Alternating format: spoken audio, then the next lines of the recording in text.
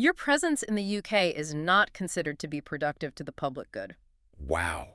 I mean, just hearing it read out loud, it creates a pit in your stomach, doesn't it? It really does. It's so terrifyingly vague. It sounds like something from HR before they fire you, not something a government says to a citizen from an allied country. Right. But that is the exact text that greeted Eva Vlaardingerbroek. And for anyone who might not know, Eva is a Dutch legal philosopher, a political commentator. She's become a huge figure on the European right. Oh, yeah. She's young, very articulate, and, well, she's been making a lot of noise. And recently, she sat down for a very long, very intense interview with Tucker Carlson to talk about that email. Yeah. But today, we're not just, recapping an interview. We're doing a deep dive into the machinery behind that email. Exactly. Because if you strip away the names, Eva, Tucker, Keir Starmer, what you're left with is a case study.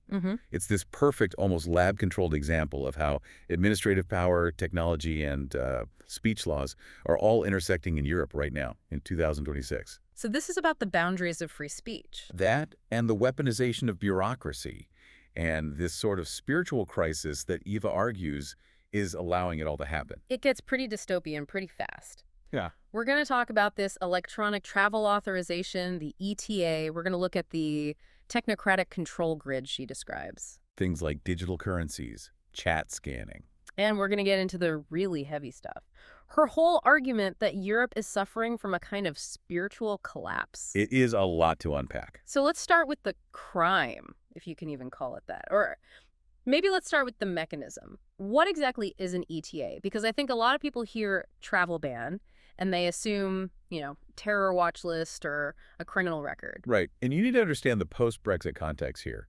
The ETA electronic travel authorization is basically the UK's version of the American ESTA system. So if you're European, you can't just show your passport anymore. Nope.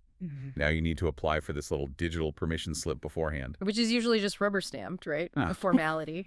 Completely. It's automated. It just checks databases for any, big red flags.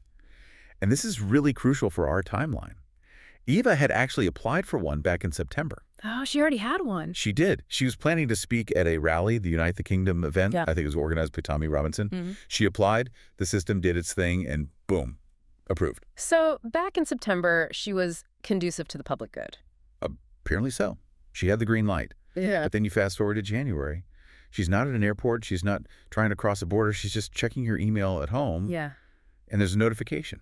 Yeah. Her status has been flipped. Revoked. And the email explicitly says there's no right to appeal. Wow. None.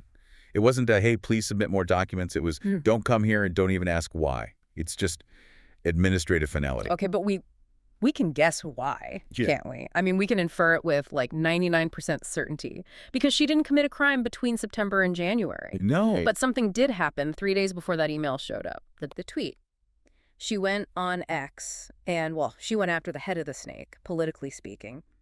She criticized the UK Prime Minister, Keir Starmer. She did.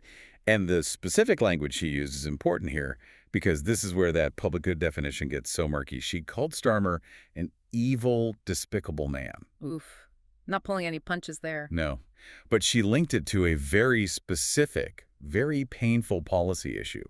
She was talking about the grooming gang scandals, places like Rotherham, where authorities just failed to act for years. Because they were afraid of being called racist. Exactly. So she accused Starmer of allowing, in her words, migrant rape gangs to continue operating. So a direct line between immigration policy, these horrible crimes, and the Prime Minister's morality. Correct. And that seems to be the trigger. 72 hours after that post goes up, the British state decides she can no longer enter the country. Okay, let me play devil's advocate for a second. Governments deny visas all the time, right? How? If I'm on Weibo trashing the CCP, I'm probably not getting to China. So why is this different? And that's the absolute core of her argument. She says you expect that from China. You expect it from Saudi Arabia. You don't expect it from the country that wrote the Magna Carta. Right. She points out she has no criminal record. She's a citizen of a friendly, allied nation. The only thing that changed between approved and banned was her speech. And she goes pretty far in her characterization of this. She doesn't just call it unfair. She uses the T word. Totalitarian. which feels like a really heavy word to throw around for a visa problem. It does, but you have to get inside her definition. She argues that we all have this sort of outdated Hollywood model of what repression looks like. You mean soldiers in the street, gulags, secret police? Exactly. But Eva's argument is that in 2026, repression is administrative. It's bureaucratic. It's clean. She makes this incredible claim that the UK actually arrests more people for speech-related offenses. For things like tweets and Facebook posts. Yeah, more than Putin does in Russia. Is that actually true? Well, depending on how you categorize a speech arrest, the numbers for things like non-crime hate incidents in the UK are startlingly high. And her point is that it creates a climate of fear that is functionally the same as a dictatorship. If you can't criticize the supreme leader without losing your freedom of movement, are you actually free? It's that anarcho-tyranny idea, isn't it? Precisely. That's the term you hear a lot in these circles. The state is incredibly tyrannical with law-abiding citizens who make a political mistake, like Eva, but seems almost anarchic when it comes to actual crime. And she leans into that double standard hard with the channel crossings. Right. And this is probably her strongest rhetorical point. She says, look at me. I'm a lawyer. I'm documented. I'm banned. Meanwhile, thousands of undocumented migrants are arriving on boats. They have no passports, no background checks. We have no idea who they are. And nobody's sending them an email saying they aren't conducive to the public good. They're processed, they're housed, they're allowed to stay. So she asks, what does the state actually see as a threat? It's clearly not a physical danger. It's an ideological one. The state is protecting itself from words. Which brings us to the content of those words. We have to talk about the third rail, the thing you just cannot touch in European politics. Migration and demographics. And Eva is, well, she's not subtle about it. She's fully on board with what's often called the Great Replacement Theory. She is. And she owns it. In the interview, she explicitly argues that the demographic shifts in Europe are not some kind of accident.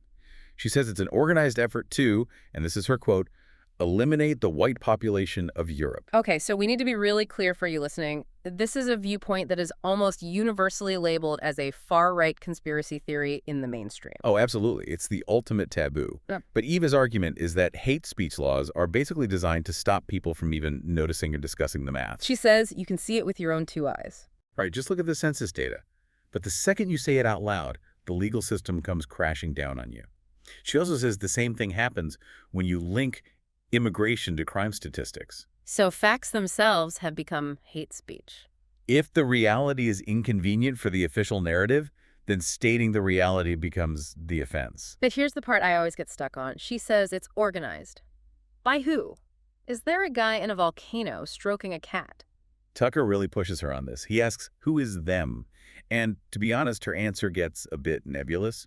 She points to the leaders we see on TV, Starmer, Macron, Ursula von der Leyen of the EU. But she doesn't think they're the masterminds. No, she calls them managers. She says Starmer, for example, lacks the intellectual horsepower to be running some grand conspiracy. She thinks they're all just taking orders following the same playbook. Which is almost more frightening if it's not a mastermind, but just this systemic inertia that no one can stop. She calls it a zombie democracy. You can vote, you can change the party, but the actual policies on migration, on censorship, they just keep going on autopilot. Speaking of autopilot, let's pivot to the tech side. Because the travel ban is one thing, but the interview goes into some pretty dark places about how technology is being used to enforce this zombie democracy. Yeah, this is where we get into financial warfare. Debanking. Exactly. She brings up this specific incident where the EU placed sanctions on a group of European citizens. Now, usually sanctions are for, Russian oligarchs or something. Right, freezing the assets of a warlord. But these were Europeans accused of destabilizing Ukraine by spreading disinformation. Their assets were frozen and their travel was banned by the European Council with no trial. So you post a YouTube video that questions the official war narrative and your credit card just stops working. That's the precedent that's been set. And Eva calls it the light version of what's coming. If they can do it for disinformation about a foreign war, what stops them doing it for disinformation about climate policy or immigration? It's the weaponization of the banking system. And she has some personal experience with the surveillance side of things, too, with her phone. She does. She showed Tucker a screenshot from her phone, a notification from Apple. It said her device was the target of a mercenary spyware attack. Mercenary spyware. That doesn't sound like some kid in a basement. No. Yeah. That implies state-level actors using tools like Pegasus, the kind of thing that turns your phone into a live microphone. So you can see why she feels the walls are closing in. And she says the final wall is going to be something called chat control. What is that? It's an EU proposal. And the stated goal, of course, is noble: stopping child pornography. It's always for the children. That's the classic justification. Always. But the method is to force tech companies to scan your private encrypted messages, your WhatsApps, your Signal, before they're even sent. So end-to-end encryption is over. Effectively, yes. And Eva says this is the Trojan horse. Once that backdoor exists to scan for illegal images, you just flip a switch, and now it's scanning for hate speech or anti-government sentiment or conspiracy theories. The end of privacy. And the final lock on that cage, she says, is the CBDC, the central bank digital currency. The digital euro. She thinks it'll be pushed really hard by 2027. Her fear is that once physical cash is gone, total control is achieved. Because if your money is just an entry on a government server, they can delete it. Exactly. She says they can literally starve you to death. Yeah. You attend a protest they don't like, payment declined at the grocery store. It turns your money into a permission slip from the state. It's a terrifying picture: travel bans, surveillance, financial weapons. But then the interview takes this really sharp turn. They stop talking about tech and they start talking about God. This was maybe the most fascinating part to me. You have Tucker, who's become very vocal about his faith, and Eva, who's a Catholic convert, and they start comparing the spiritual vibe in the U.S. versus Europe. And Eva seems to think America is actually in a better place spiritually. She does. She says that in the U.S. in 2026, there's this kind of spiritual renewal happening. People talk about God openly. But in Europe, specifically her home in the Netherlands, it's the total opposite. She said admitting you're a Christian is like social suicide, didn't she? Yeah. The reaction is, don't you have a university education? How can you believe in fairy tales? It's seen as primitive. But she argues this isn't just about personal belief.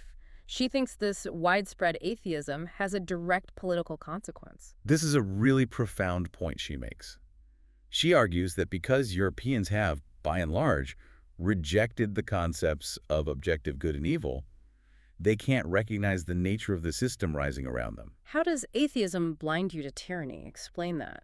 Well, if you don't believe in evil with a capital E, then when you see your government doing destructive things, you just think, oh, they're incompetent. You see it as a management error, not a moral crisis. Exactly. You think their policy is misguided. You don't think they are willfully doing harm because they're evil. You don't have the vocabulary for it. She dropped a stat that really drove this home: 2.7%. Only 2.7% of the entire Dutch population are practicing Catholics. It's a total collapse. And she links this directly to the passivity of the youth. She sees young men who are demoralized, they're purposeless. Why fight for your nation if you believe it's all just random atoms? The spiritual vacuum. And that leads to demoralization. Eva says the ultimate goal of the system isn't just to ban her travel. It's to make everyone feel like resistance is futile. Which brings us to the end. Because despite all of this, the spyware, the bans, the threat of prison, she's not leaving. No, she's not. And she makes it clear the stakes are real for her. She's married to an Italian. She has a 13-month-old son. She has everything to lose. She even admitted she's genuinely afraid of ending up in a prison cell. Which, given what we've talked about, isn't an irrational fear. But she says, this is my home. She refuses to accept that Europe is finished. She argues that fleeing is exactly what they want everyone to do. These are the lands of our ancestors. It's a very defiant, duty-bound stance. It is. She says it's her doing to her son so she could look him in the eye one day and say she tried. It brings all the high-level politics right back down to the family. So where does this leave us? For you, the listener, we've gone through the ETA, the surveillance, the spiritual crisis. It's a lot. I think the main takeaway is about precedent. The ETA system wasn't sold as a tool to stop journalists. It was sold for security. Chat control is being sold for child protection. But tools created for security are almost always repurposed for political control. And the speed of it, that's what gets me. The seamless automated leap from "you tweeted something we dislike" to "you are banned." And remember that phrase from the very beginning. Not conducive to the public good. That is the ultimate catch-all. And that is the final thought I really want to leave you with today. Ultimately, this all comes down to definitions. Who gets to define public good? That is the question. Because if a government can decide that a journalist's opinion is bad for the public good and then strip her of her rights without a trial, Where does that line stop? Does public good eventually just mean whatever keeps the people in power, in power? At what point does your safety become the price you pay for your silence? If you can't answer that, you might want to start paying closer attention to your own inbox. That's it for this deep dive. Thanks for listening.